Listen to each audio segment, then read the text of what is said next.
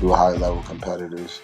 I think Jiri has more ways to win as far as an MMA tool bag, but I think Alex is a little bit more deadly and precise. With the two most exciting fighters on the roster, two knockout artists with one-punch knockout power, and a relentless slugger versus a sniper, this fight will not last more than a round. Jiri Prochazka versus Alex Pereira is set for an epic showdown that would keep fans at the edge of their seats, as one precise punch is all it takes to send the opponent to oblivion. When you look at their fighting style and how they match against each other, this bout promises exciting action and electrifying moments, culminating with one athlete lying unconscious on the canvas.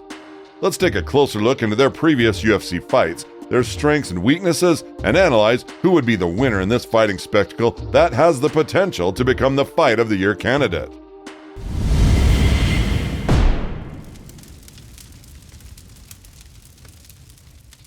An overture to the clash. Alex Pereira had an impressive journey in the UFC. He started with a record of 3 wins and 1 loss in MMA.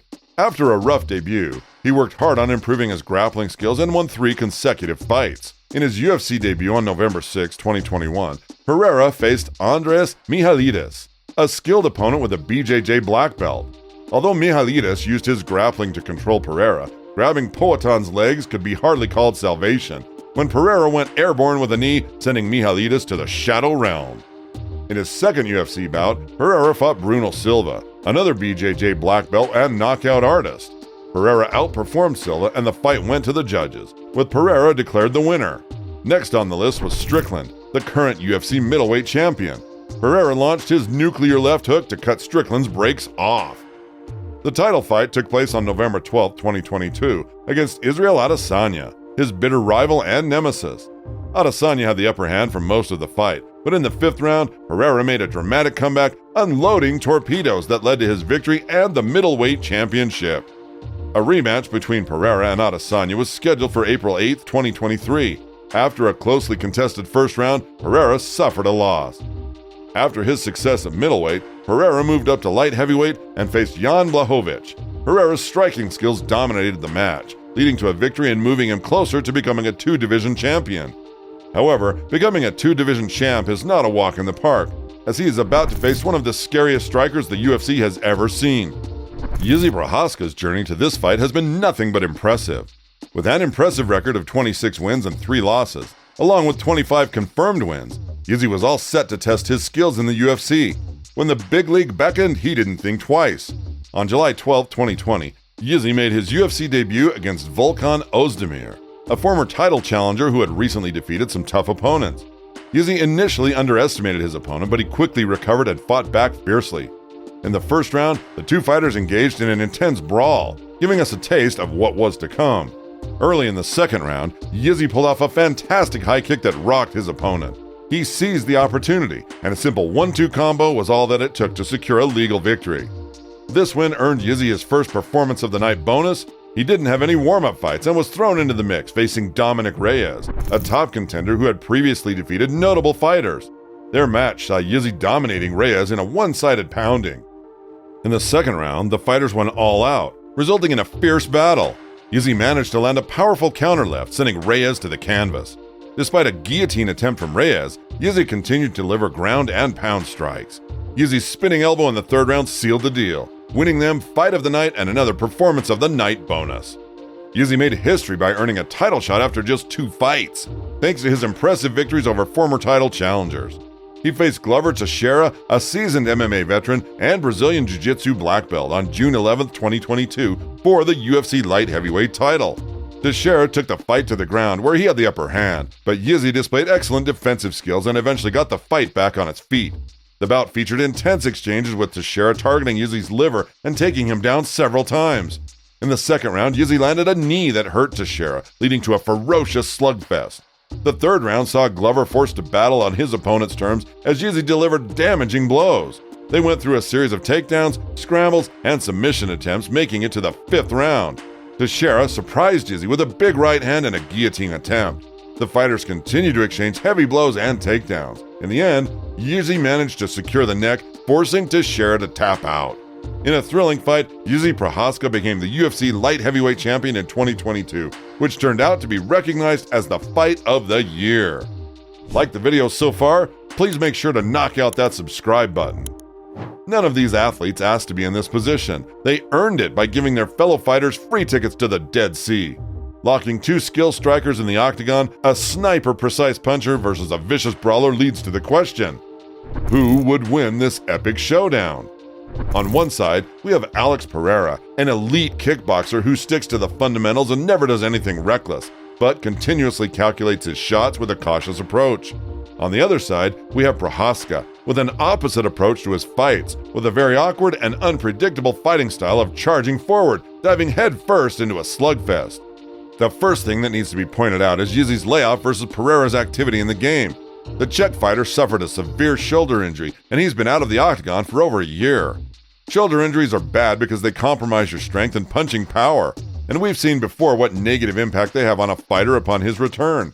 Johnny Walker was on a 9-fight winning streak before injuring his shoulder. When he returned from the injury, he was mercilessly knocked out by Corey Anderson and manhandled by Nikita Krylov. Due to such reasons, we can't know if Jiri will be the same upon his return and if he will fight at his best. Alex Pereira, on the other hand, has been as active as a squirrel on a double espresso. He fought 2 times in 2023 alone and 3 times in the year prior. Staying active is one of the crucial factors to keep a fighter in good shape, and this is something that Alex would clearly have the advantage of. But speaking of skill and power, and considering both fighters fighting at their best, guys, there is no way this fight would go 5 rounds. One mistake is all it takes and this fight will be over. If Pereira activates his nuclear button, swings with that left hook and misses, Jiri will counter with a powerful straight right and put him down. And if Prochazka enters too aggressively and exposes himself in the exchanges, Alex can touch him with his left hook in the blink of a second and switch his lights off instantly. The negative thing about this is if you are a fan of these athletes like we are, you must be prepared that one of them would get annihilated and fall unconscious. Whether that is Jiri's elbow or Pereira's flying knee, one of the athletes is coming to lay horizontally. The first exchange is going to be crazy. We can expect them to study each other for the first 30 seconds or a minute before they start playing chess at close range. Prochazka is the kind of fighter that initiates a zombie-style massacre, a brawl of wild exchanges, swimming in blood by making it a dogfight. When the Czech samurai launches an attack, he is basically defenseless. He has a deadly combo of punches and elbows, but he exposes himself to being countered and cracked. This is something that Alex can capitalize on. Pereira goes recklessly against an opponent only when he smells blood. If he hurts the opponent and sees him wobble, he will go after him with everything he has. He got countered and knocked out in his second encounter with Adesanya, but that was only because he hurt him earlier and went after him to seal the deal. Jiri, on the other hand, goes all in and plays the Russian roulette in every fight he's been to. He got rocked by every previous UFC opponent he fought. Volkan Oezdemir caught him with good shots. Dominic Reyes countered him with a straight that dropped him, let alone old Glover Teixeira, who hurt him numerous times and almost finished him. Jiri could survive and emerge victorious because none of these athletes mentioned possesses the Alex Pereira power in his hands. If Alex catches him clean with the mother of all bombs, that fight will be over, and Jiri won't be awake to keep fighting as he did before. Prochazka would probably have the ground advantage in the bout if he managed to put Alex on his back. Jiri showed to have some nasty ground and pound game from the top position, and it's enough to land a few of those shots to compromise Alex for the rest of the rounds.